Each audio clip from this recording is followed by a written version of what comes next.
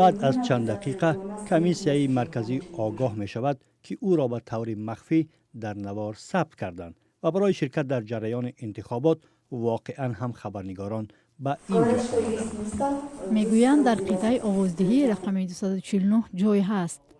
ولی در حال پس از آنکه ژورنالیستان خود را معرفی کردند، در این قطعه اعلان کردند که آمادن همه رای دهندگانی را که فرم رقم 2 را پر میکنند به قید گیرند. این سند به انتخاب کننده اجازت می دهد که ناوابسته به محل ثبت نام خود آواز دهد. اسکر اکتالوف ساکن بیشکک در نقطه آوازدهی نزد خانه‌اش نتوانست خود را ثبت نام کند. وقتی ما به اینجا آمدیم نمایندگان حوزه انتخاباتی گفتند که الکی استفاده از فرم رقم 2 محدود است. یعنی 2,500 آدم الکی خود را در قید گذاشته است و علاوه کردند که ما را قبول کردن نمیتوانند. ولی این خیلی تعجب آور بود، زیرا ما در قید محض همین ناحیه هستیم و رسما باید همین جا آواز دهیم. اما چرا دریافت فرم یا ورقه رقم 2 مشکل شده است و چگونه حزب‌های مختلف آن را به منفعت‌های خود استفاده می‌برند؟ این نامزد در بیشکک مشهور نیست. این نامزد باید به نرین برود و دوستان و نزدیکان را با خود بگیرد. وی دوستانش را با خود به قطعه آوازدهی می آورد. آنها ورقه رقم 2 را پر می کنند. او با آنها چای می کند، لباس می پوشاند و احتمال پول هم می دهد.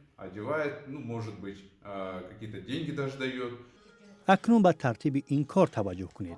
در این قطعه آوازدهی در یک روز 250 نفر را با فرمت رقم 2 به قید گرفتند. اگر فرض کردیم برای هر یک آنها 5 دقیقه‌ای سر شده باشد، پس مسئولین قطعه باید به 20 تا 20 ساعت کار میکردند.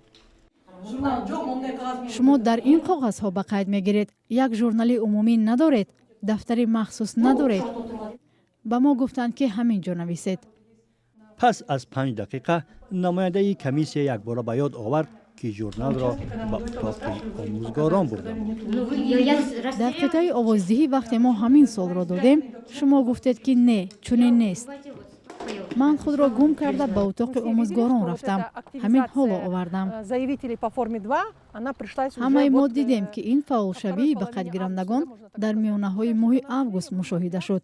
اگر در بیشکک وضع چنین است، در منطقه ها مخصوصا در آش انتخابات چگونه جریان میگیرد؟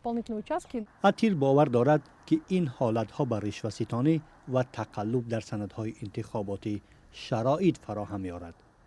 اتیر از آن نگرانی میکند که این وضعیت نتیجه های انتخابات را مورد شبهه قرار می‌دهد.